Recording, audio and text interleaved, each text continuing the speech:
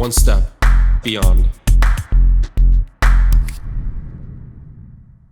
Estimates are that by 2050, 66% of the world's population will live in cities. This means that one day cities will be home to almost all of us. Cities often exist for centuries. Languages and nations are often shorter-lived. Generations pass through, foreign peoples, new rulers, a multitude of languages. The city survives it all. But is this true? Can cities survive it all? My name is Arna Mackic and I'm an architect. Architecture can be a powerful tool. It can offer its users the possibility to be confronted with other people and to create shared memories. It can offer the opportunity for people to identify with these spaces because they can connect their memories and stories to a physical space. But what does it mean if you cannot recognize yourself in what you see around you? If the stories on display cannot be accessed by you, are forgotten or excluded because, for example, you cannot afford it or you lack the so-called appropriate cultural background, then you're not at home, a stranger in the city you live in. You're not able to contribute, not involved, not responsible. From a very young age, I got to know what nationalism, exclusion, war, and being a refugee was. And as a result of that, I also had the opportunity to start a new life here in the Netherlands with my family and to position myself in a new environment. In those years, I lived in a so-called mixed but actually segregated neighborhood, and this influenced the way I view architecture a lot. In those years and in that neighborhood, I had gradually become Dutch, but also a little bit Surinamese, Turkish, Antillean, and all the other cultures and identities which I met in the massive apartment building we were living in. And this is actually one of the most valuable experiences that I had. And the reason why I became an architect is because I realized that architecture can facilitate this. But it can also discourage it by excluding certain groups of people in using these spaces. And only if we recognize the multiple realities of identities and identifications can a city be formed that facilitates inclusivity. And I will give you an example of what is at stake if this inclusivity is not our ambition. After the war ended, I visited my family city, Mostar in Bosnia-Herzegovina, almost every summer. About 70% of the city did not survive the war. And even when the violence was over, returning home was no option, because everything that was familiar was gone, because an important war strategy to destroy a people is to destroy everything they know. And this is what happened to my family, but is also daily reality right now for a lot of families. For example, families from Syria or Eritrea that have fled to the Netherlands these last few years and are maybe your new neighbors right now. People identify themselves with public buildings and public spaces, landmarks of their lives in the city, connecting them to their personal story, their history. Bridges, museums, libraries, and squares. These are all chapters and verses of lives, connected to the people that are using them. What if we could create cities in which all its citizens could recognize themselves? Cities in which everyone gets to write a verse. Architecture was used as a tool in the war in Bosnia-Herzegovina. By deliberately destroying public buildings and spaces, a history and a culture of a city vanished. The most profound act of destruction was that of the old bridge in Mostar. The bridge was a symbol for the city. The city was named after the bridge. It stood for the connection between the two halves of the city, for tolerance and unity. It was an important location for meeting people, the location of the celebrated yearly diving competition, and the best place for first dates. For generations of people, the city was the bridge and the bridge was the city. By destroying the bridge, the soul of the city was extinguished. The city became mortal, the city died. Destruction is not the only way to remove the soul from a city. Changing the rules, changing the access can have the same devastating effect.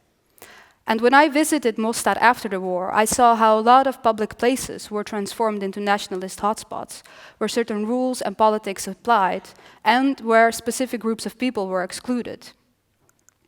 Witnessing this, I realized cities are not only built from bricks, concrete, or stone, but rather by memories, millions of memories, inherently linked to a certain place, and a place you need access to in order to access those memories or to create them. And people in Mostad that were excluded from those hotspots were unable to access a part of their history, and by that, their history was denied. And linking this phenomenon to, for example, this country, where Dutch colonial past, and especially its victims, is denied in public space, can have the same devastating effect for some of our citizens. And people that know me really well, they know that talking about this combination of war and architecture, it's not my favorite thing to do, because I've been doing it a lot these last few years, because I think it's important to learn from mistakes that are made in history. And as you notice, this story is not about the Bosnia of 1993. It's about you and me and the cities we live in today. And is it possible to create cities in which centuries of memories are preserved, but new ones are collected as well? Kaleidoscopic spaces. With each turn, you see a different story, and the multitude of them is the beauty. As guilty as the act of destruction and exclusion are, the act of building a city can be just as exclusive and destructive. In so many cities today, the public spaces that are built tell the stories of the few. Other people can walk the streets, sometimes even enter a building, but they will never be part of the story. If we are to build inclusive cities, this needs to change. But who decides which stories are told by the buildings around us? Who decides which part of history is on display? By choosing this, we choose what is important, we choose who is important. The cities that we create right now, these pricey, picture-perfect cities, makes us lose touch. They're short-lived, not shared, and not remembered. And don't get me wrong, I'm not against pricey places like the ones you saw in these last images. But if it cannot exist next to places that are less pricey or offer other possibilities of use or maybe other products, then we will create homogeneous cities. Cities that are filled with places like these, where we can drink coffee and eat banana bread till we drop dead. Yeah, like as if we as citizens don't like any other products. And we have to ask ourselves the question, who decides about this and why? We need to cultivate the fact that human encounters between different people are important, because it's the connection between you and someone else, someone different than you, that makes us who you are. If we lose sight of the other, if the other is not part of our daily reality anymore, whoever that other is, we will lose something very valuable, the ability to constantly redefine ourselves in relation to others. And this is exactly what went wrong in Mostar, because people lost sight of each other. The old bridge is rebuilt, but it's lost its meaning, because it's just a symbol of a fake connection. Muslims and Catholics live separated from each other, each on one side of the bridge with their own hospitals, schools, football clubs, etc. Can we see a city as a book that is constantly being written without losing any old chapters? Even the wounds of the past, the interpretations of the present, and with space for new thoughts that even haven't been thought yet. We have to find shared points of reference in public space to bind different people to one place. That is what I try to do. In Mostad, I made a design proposal in which I included a ritual as old as time. Diving off of the old bridge is a custom where young men are learned how to dive and ultimately test their manhood by diving into the river. Every year, a diving contest is held where highboard divers from different religious backgrounds take the plunge.